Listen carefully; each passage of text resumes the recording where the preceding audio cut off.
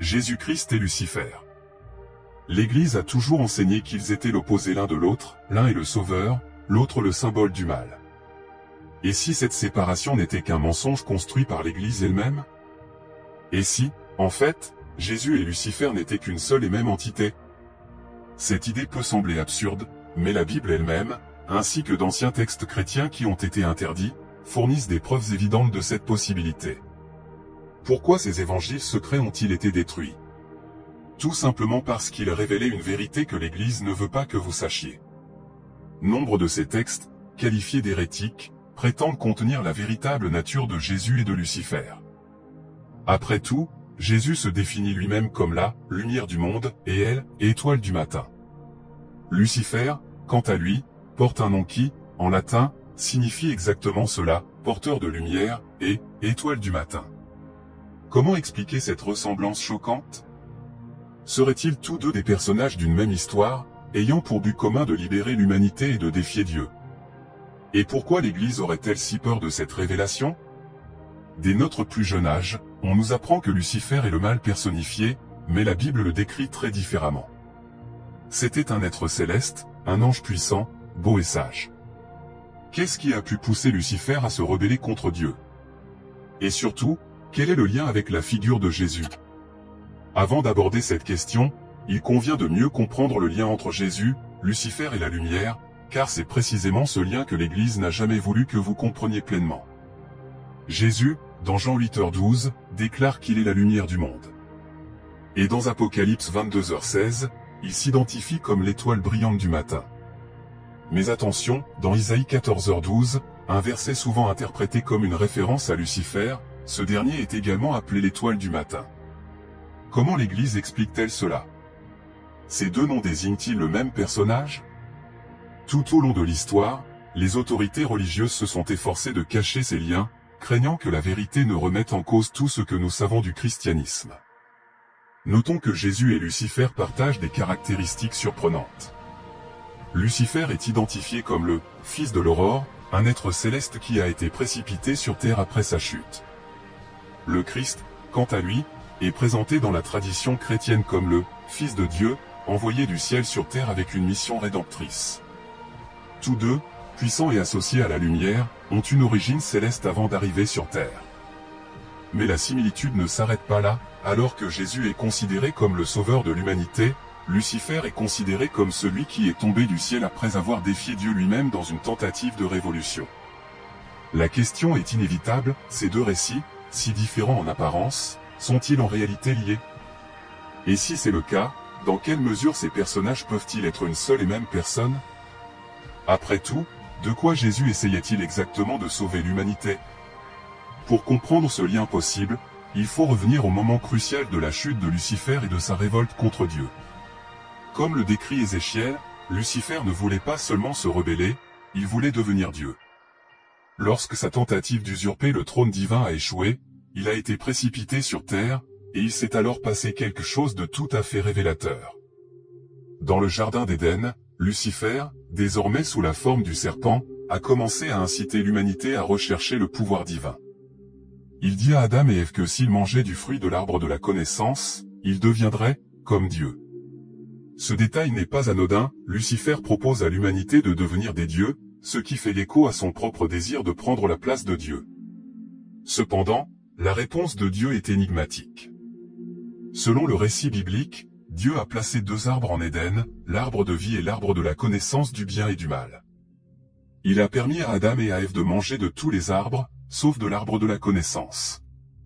Dieu a dit, le jour où tu en mangeras, tu mourras. Réfléchissons, pourquoi Dieu interdirait-il la connaissance?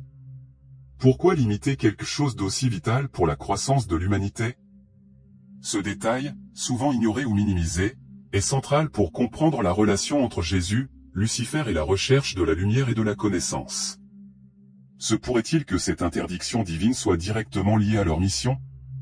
Après tout, Lucifer, le porteur de lumière, et Jésus, la lumière du monde, ont peut-être plus en commun que nous ne l'imaginons. Selon la tradition chrétienne, Lucifer se trouvait dans le jardin d'Éden, déguisé en serpent, et fit une proposition audacieuse à Ève, tu peux devenir comme Dieu. Il demande à Ève, « Dieu a-t-il vraiment dit que vous ne pouviez manger d'aucun arbre du jardin ?» Ève répondit, « Nous pouvons manger des arbres du jardin, mais Dieu nous a dit de ne pas manger de l'arbre qui est au milieu du jardin et de ne pas le toucher, sinon nous mourrons. » Le serpent, au mépris de la parole de Dieu, répond, « Vous ne mourrez pas, car Dieu sait que le jour où vous mangerez, vos yeux s'ouvriront et vous serez comme Dieu, connaissant le bien et le mal. » La suite est connue, Adam et Ève ont mangé le fruit défendu et ne sont pas morts tout de suite. Mais la question demeure, pouvaient-ils vraiment devenir comme Dieu? Analysons cette question plus en profondeur. La Bible dépeint Lucifer comme un personnage qui, en plus de vouloir ressembler à Dieu, offre cette même possibilité à l'humanité. Il promet à Adam et Ève la connaissance et la capacité d'être divin. Maintenant, la question que beaucoup évitent, Jésus a-t-il jamais dit quelque chose de semblable? Dans l'évangile de Jean, nous trouvons un moment où les Juifs accusent Jésus de blasphème en disant, « Toi, qui es un homme, tu prétends être Dieu. » La réponse de Jésus est surprenante, « N'est-il pas écrit dans votre loi, vous êtes des dieux ?» Ce verset, tiré de la Bible elle-même, suggère que Jésus a également souligné la divinité potentielle de l'humanité. Mais ce que beaucoup ignorent, c'est qu'il existe un livre apocryphe appelé le livre secret de Jean, qui révèle quelque chose d'encore plus choquant. Le livre secret de Jean, un texte déclaré hérétique et supprimé par l'Église, contient une révélation surprenante et dérangeante, c'est Jésus qui a encouragé Adam et Ève à manger de l'arbre de la connaissance dans le jardin d'Éden. Il aurait dit, quant à l'arbre de la connaissance du bien et du mal, c'est la sagesse de la lumière. Ils leur ont défendu d'en manger, mais je leur ai donné à manger. Ce passage déconstruit complètement le récit traditionnel que nous connaissons. Le lien entre Jésus et Lucifer devient encore plus évident, puisque tous deux sont directement associés à la lumière et à la connaissance interdite. On comprend mieux pourquoi l'Église a été si furieuse contre ce texte. L'idée que Jésus ait participé d'une manière ou d'une autre à la chute de l'homme en lui apportant une sagesse interdite défie des siècles de doctrine chrétienne. Et cela ne s'arrête pas là. Les révélations qui suivent sont encore plus choquantes et remettent en question tout ce qui a été cru depuis des générations. Une question demeure, pourquoi Jésus encouragerait-il Adam et Ève à manger de l'arbre, allant ainsi à l'encontre de l'ordre direct de Dieu? Pour répondre à cette question, nous devons nous plonger plus profondément dans le récit. Comme Lucifer, Jésus a pu avoir le désir de renverser le Dieu biblique. Cela semble insensé? Peut-être, mais il existe une quantité impressionnante de preuves qui vont exactement dans ce sens. Selon l'évangile secret de Jean, le Dieu présenté dans la Bible n'est pas le vrai Dieu. En fait, c'est un imposteur, un trompeur. Le vrai Dieu serait un pur esprit divin émanant d'un royaume de lumière appelé le plérôme, d'où toutes et tous sont issus. Nous tous, toute la création, y compris les êtres humains, serions des fragments de cet esprit divin. En d'autres termes, nous ferions tous partie du vrai Dieu, une entité pure de lumière. En revanche, le Dieu de la Bible est décrit comme un être mauvais, lié au chaos et aux ténèbres. C'est un faux Dieu, une sorte d'ombre corrompue de la lumière. Selon cet évangile, il a créé un monde matériel déformé et emprisonné les âmes de lumière dans des corps physiques, réduisant l'humanité à l'esclavage dans ce cycle d'ignorance et de souffrance. La révélation la plus frappante est que, selon le livre secret de Jean, nous, en tant que partie de cet esprit divin, sommes le vrai Dieu. Notre essence est divine et le Dieu biblique n'est qu'une illusion créée pour nous emprisonner. Cela ne renforce pas seulement le lien entre Jésus et Lucifer, mais change aussi radicalement la façon dont nous comprenons la divinité et le rôle de l'humanité dans l'univers. Le Dieu maléfique décrit dans la Bible, selon le livre secret de Jean, a pris des parties de l'esprit divin, qui est notre essence, et nous a emprisonnés dans des corps physiques, comme s'il s'agissait de véritables prisons. Il a fait cela pour que nous oublions notre vraie nature et que nous limitions ainsi notre pouvoir. De cette manière, ce Dieu malveillant pouvait être adoré par nous alors que nous restions piégés dans l'ignorance. Le livre secret de Jean révèle que les forces démoniaques de ce Créateur enviaient l'être humain. Selon le texte, l'intelligence de l'homme était bien supérieure à celle de ceux qui l'avaient créé, et même à celle du chef suprême de ses forces. Lorsqu'ils se sont aperçus que l'homme brillait de la lumière divine, ils l'ont capturé et l'ont jeté dans les profondeurs du monde matériel. Leur but était de recréer l'homme, cette fois avec les élémentaires, eau, feu et vent, qui représentent la matière, l'obscurité, le désir et l'esprit artificiel. Cette création est devenue une véritable prison, un nouveau type de corps. Ils l'enchaînèrent dans l'oubli, le rendant esclave de la mort et de l'ignorance. Ce récit du livre secret de Jean n'est pas le seul à révéler la nature maléfique du Dieu de la Bible. Il existe de nombreux autres textes secrets, et également interdits par l'Église, qui racontent des histoires similaires. L'Apocalypse d'Adam en est un exemple. Adam raconte à son fils Seth que lui est formé à l'origine un être divin. Cependant, le Dieu maléfique les a fragmentés et emprisonnés dans la matière physique. Adam raconte que ce Dieu leur a fait oublier, à lui et à Ève, leur véritable origine divine. Ils savaient que s'ils mangeaient de l'arbre de la connaissance, ils commenceraient à se rappeler qui ils étaient vraiment. C'est pourquoi le Dieu mauvais leur a interdit de manger de l'arbre de la connaissance, en disant qu'ils mourraient s'ils en mangeaient. Cependant, dans le récit biblique, le serpent, ou Lucifer, leur assure qu'ils ne mourront pas, mais qu'ils deviendront comme Dieu. Dans le livre secret de Jean, Jésus affirme que c'est lui qui a encouragé Adam et Ève à manger le fruit, afin qu'ils se réveillent de leur sommeil mortel et soient remplis de la sagesse de la lumière divine. Selon nombre de ces livres interdits par l'Église, Jésus-Christ n'est pas le Fils du Dieu créateur maléfique.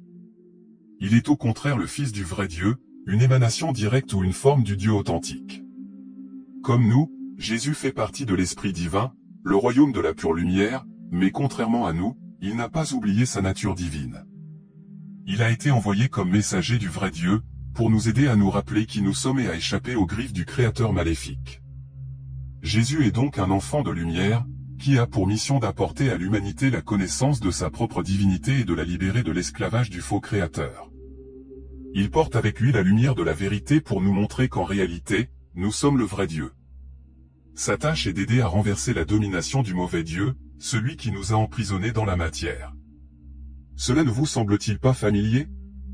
Ce récit est incroyablement similaire à la description biblique de Lucifer, le porteur de lumière, l'étoile du matin, le fils de l'aurore. Lucifer a également tenté de renverser le Dieu de la Bible et d'apporter à l'homme la connaissance qu'il pourrait être comme Dieu s'il osait manger le fruit défendu. Se pourrait-il donc que Lucifer soit en fait le héros de cette histoire, alors que l'Église déforme son image pour présenter comme maléfique quiconque dit « Tu es Dieu » ? Serait-ce une stratégie pour maintenir le contrôle et le pouvoir ? L'Évangile de Thomas, un autre texte interdit, affirme que Jésus révèle que nous venons du royaume de la lumière vivante et que nous sommes, en fait, les véritables enfants de Dieu. Jésus a dit, « Si l'on vous demande d'où vous venez, dites-leur, nous venons du lieu où la lumière jaillit d'elle-même. » Elle est venue et s'est révélée à son image.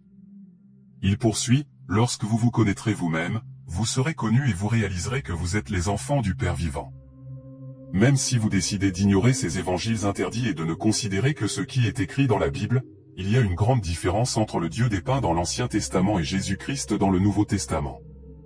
Le Dieu de l'Ancien Testament est jaloux, vengeur et violent. Il noie le monde entier dans le déluge de la Genèse, accepte le sacrifice de la fille vierge de Jephthé et ordonne la mort des premiers-nés et des animaux d'Égypte pour intimider Pharaon. Il est clairement obsédé par la mort et la destruction.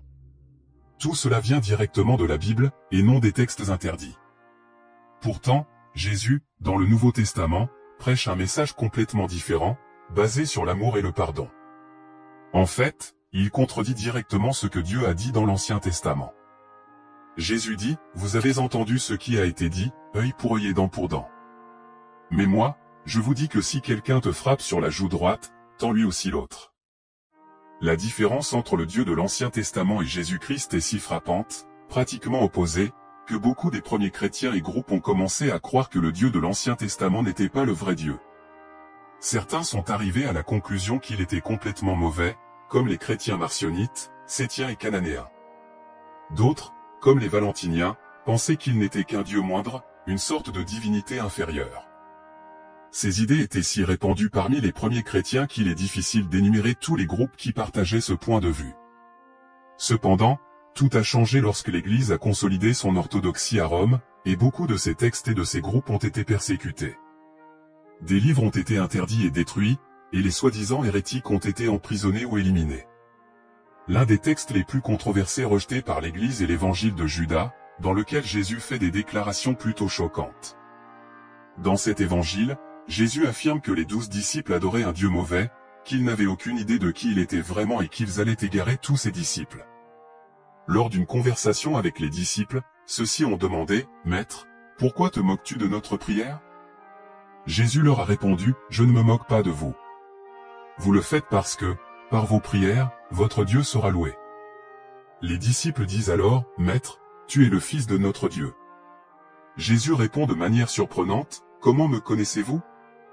Je vous le dis en vérité, aucune des générations qui sont au milieu de vous ne me connaîtra jamais. » Dans une vision que les disciples ont eue, ils ont vu des gens sacrifier des animaux et même des enfants, commettre des meurtres. Jésus explique alors que cette vision représente les choses terribles qu'ils feront à l'avenir, les crimes du faux Dieu qu'ils servent et la manière dont ils égareront l'humanité. Il dit, « C'est vous qui recevez les offrandes sur l'autel. C'est le Dieu que vous servez, et vous êtes les 12 personnes que vous avez vues.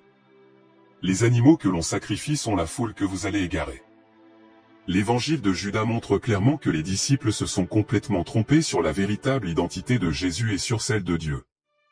Il suggère que le christianisme, qui deviendra plus tard un courant dominant, est fondé sur des idées fausses. Jésus lui-même aurait dit que les disciples, en témoignant, finiraient par entraîner le monde dans une interprétation complètement erronée, allant jusqu'à faire le contraire de ce qui est juste. Qui est donc le vrai Dieu et qui est Jésus? Dans l'évangile de Judas, Jésus prend Judas à part et lui révèle une connaissance secrète, une vérité que peu de gens seraient prêts à comprendre. Jésus lui dit, « Viens, et je t'enseignerai des mystères qu'aucun être humain ne verra jamais, car il existe un grand royaume sans limite, dont aucune génération angélique n'a contemplé les horizons, où habite un grand esprit invisible. Cet esprit n'a jamais été vu par des yeux angéliques, n'a jamais été compris par aucun cœur et n'a jamais été appelé par aucun nom. » Alors apparut un nuage lumineux, et l'esprit dit, « Qu'un ange vienne à l'existence pour me servir. » C'est ainsi qu'apparut un grand ange, celui qui s'est engendré lui-même, le Dieu de la lumière, qui sortait du nuage. Cet ange dit alors, qu'un royaume de lumière soit créé. Et c'est ainsi qu'il fut créé, donnant naissance à d'autres royaumes de lumière. Jésus révèle à Judas que le vrai Dieu est un esprit divin de pure lumière, et que c'est de ce royaume de lumière que sont nés tous les autres royaumes. La révélation de Jésus à Judas montre qu'il n'est pas un enfant du Dieu créateur maléfique, mais qu'il vient directement de ce royaume divin, étant un enfant de lumière. Nous voyons ici un lien intéressant, Jésus, qui s'appelle lui-même « la lumière du monde » et « l'étoile du matin », est clairement associé au royaume de la lumière, tout comme Lucifer, dont le nom signifie « porteur de lumière » et qui est connu comme le fils de l'aurore. Lorsque nous examinons ce que la Bible dit à leur sujet, nous constatons un lien surprenant, Jésus est la lumière du monde, tandis que Lucifer est le porteur de lumière. Tous deux sont appelés l'étoile du matin. Dans la tradition chrétienne dominante, Lucifer est interprété comme celui qui veut être Dieu, tandis que Jésus est reconnu comme Dieu ou le Fils de Dieu. Dans le récit de la Genèse, Lucifer promet à Ève qu'elle pourra être comme Dieu si elle mange le fruit défendu. De même, dans l'évangile de Jean, Jésus fait allusion à la divinité de l'humanité. Et selon le livre interdit, le livre secret de Jean, c'est Jésus qui, dans le jardin d'Éden, a encouragé Adam et Ève à manger de l'arbre de la connaissance. Le Christ et Lucifer partagent donc l'objectif de renverser le Dieu créateur. Le Christ est révélé comme un fils de la lumière, et Lucifer est le fils de l'aube. Dans l'évangile de Thomas, Jésus communique fréquemment qu'il est un être de lumière et que l'humanité peut également devenir divine en regardant en elle-même et en reconnaissant sa propre divinité. Le message final est que, comme Lucifer, Jésus cherche à apporter à l'humanité la connaissance de la lumière et de la véritable divinité intérieure. Compte tenu de toutes ces informations, que croyez-vous? Se pourrait-il que Jésus-Christ et Lucifer soient en fait le même être, et que la vision traditionnelle du christianisme ait déformé son interprétation pour dépeindre Lucifer comme un méchant, donnant l'impression qu'il est mal de chercher à ressembler à Dieu? Ou êtes-vous d'accord avec la vision traditionnelle? Peut-être avez-vous une opinion complètement différente. Laissez vos réflexions dans les commentaires, mais voici mon point de vue, Lucifer et le Christ sont, en réalité, des archétypes. Ils sont des représentations d'une idée plus grande, mais ils suivent le même schéma symbolique. Lucifer et le Christ représentent tous deux des personnages qui ont atteint une véritable connaissance de la réalité et ont décidé de partager cette compréhension avec l'humanité, lui offrant ainsi la possibilité de s'élever au niveau divin. Ce sont des archétypes du libérateur éclairé, des êtres qui ont atteint un état de conscience supérieur et ont choisi de libérer l'humanité par la sagesse. C'est l'essence de Lucifer, tout comme c'est l'essence du Christ. Au fond, il s'agit de la même figure archétypale. Ceux qui s'engagent à éclairer et à libérer les autres par la connaissance sont, par essence, à la fois Lucifer et le Christ. Le message sous-jacent est que le but n'est pas d'adorer Dieu, mais d'atteindre la divinité elle-même.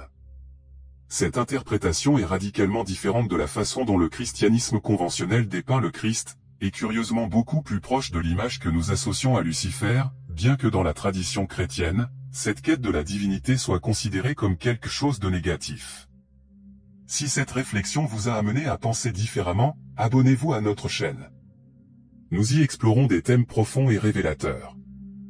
Rejoignez-nous dans cette quête d'un savoir caché que peu osent remettre en question.